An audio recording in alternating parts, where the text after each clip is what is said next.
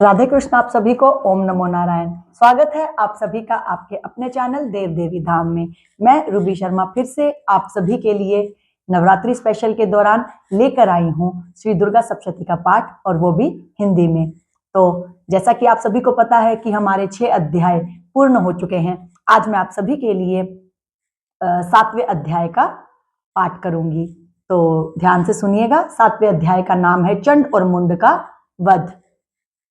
तो शुरू करते हैं। 7वां अध्याय, चंड और मुंड का वध। मैं मातंगी देवी का ध्यान करता हूं। वे रत्नमय सिंहासन पर बैठकर पढ़ते हुए तोते का मधुर शब्द सुन रही हैं। उनके शरीर का वर्ण श्याम है। वे अपना एक पैर कमल पर रखे हुए हैं और मस्तक पर अर्धचंद्र धारण करती हैं तथा कहालार पुष्पों की माला धारण किए वीणा बजाती हैं। उनके अंग में कसी हुई चोली शोभा पा रही है। वे लाल रंग की साड़ी पहने हाथ में शंखमय पात्र लिए हुए हैं। उनके वदन पर मधु का हल्का हल्का प्रभाव जान पड़ता है और ललाट में बेंदी शोभा दे रही है। ऋषि कहते हैं, तदनंतर शुभ की आज्ञा पाकर वे चंड मुंड आदि दैत्य चतुरंगिनी सेना के साथ अस्त्र शस्त्रों से सुसज्जित होकर चल दिए। फिर गिरिराज हिमालय के सुवर्णमय ऊंचे शिखर पर पहुंचकर उन्होंने सिंह पर बैठी देवी को देखा। वे मंद मंद मुस्कुरा रही थी। उन्हें देखकर दैत्य लोग तत्परता से पकड़ने का उद्योग करने लगे।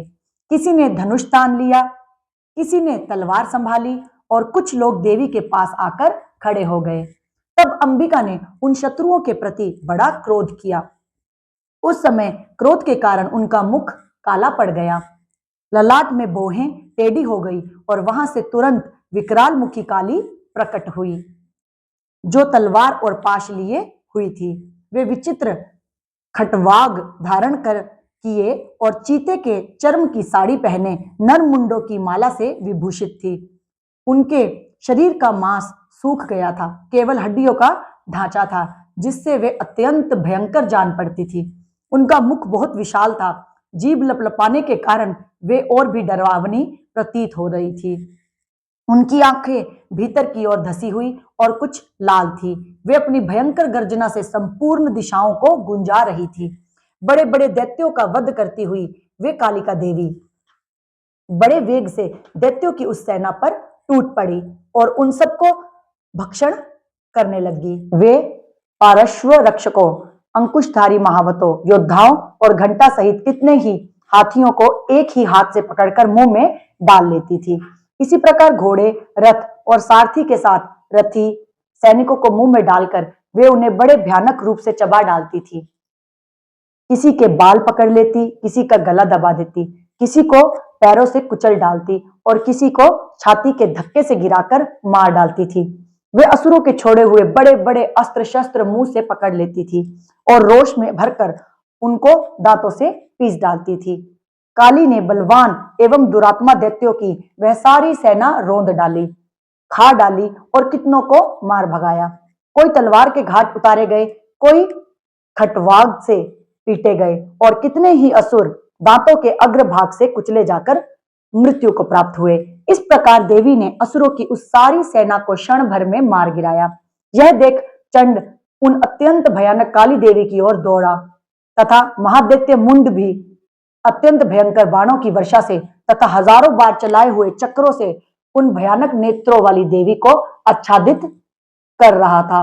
वे अनेकों चक्र देवी के मुख में समाते हुए ऐसे जान पड़े मानो सूर्य के बहुतेरे मंडल बादलों के उदर में प्रवेश कर रहे हों। तब भयंकर गर्जना करने वाली काली ने अत्यंत रोष में भरकर विकट अट्टहास किया। उस समय उनके विकराल वदन के भीतर कठिनता से देखे जा सकने वाले दांतों की प्रभा से वे अत्यंत उज्जवल दिखाई देती थी। देवी ने बहुत बड़ी तलवार हाथ में ले हम का उच्चारण करके चंड पर धावा किया और उसके केश पकड़कर उसी तलवार से उसका मस्तक काट डाला। चंड को मारा गया देखकर मुंड भी देवी की ओर दौड़ा। तब देवी ने रोष में भरकर उसे भी तलवार से घायल करके धरती पर सुला दिया। महापराक्रमी चंड और मुंड को मारा गया देख मरने से बची हुई बाकी सेना भय से व्याकुल होकर चारों ओर भाग गई। तदनंतर काली ने चंड और मुंड का मस्तक हाथ में ले चंडिका के पास जाकर प्रचंड अट्टहास करते हुए कहा, देवी, मैंने चंड और मुंड नामक इन दो महा पशुओं को तुम्हें भेंट किया है। अब युद्ध यज्ञ में तुम शुंभ और निशुंभ का स्वयं ही वध करना। ऋषि कहते हैं, वहां लाए हुए उन चंड मुंड नामक महादैत्यों को देखकर कल्याणमयी चंडी ने काली से मधुर वाणी में कहा, देवी, तुम चंड और मुंड को लेकर मेरे पास आई हो, इसलिए संसार में चामुंडा के नाम से तुम्हारी ख्याति होगी। इस प्रकार श्री मार्कंडेय पुराण में सावर्णिक मनवंतर की कथा के अंतर्गत देवी महात्म्य में चंड मुंड वध नामक 7वां अध्याय पूरा हुआ। तो आज के लिए इतना ही। कल मिलेंगे फिर से अगले अध्याय के साथ। तो जुड़े रहिएगा हमारे चैनल देव देवी धाम के साथ। इसी प्रकार से आप सभी का धन्यवाद। ओम नमो नारायण। राधे कृष्ण।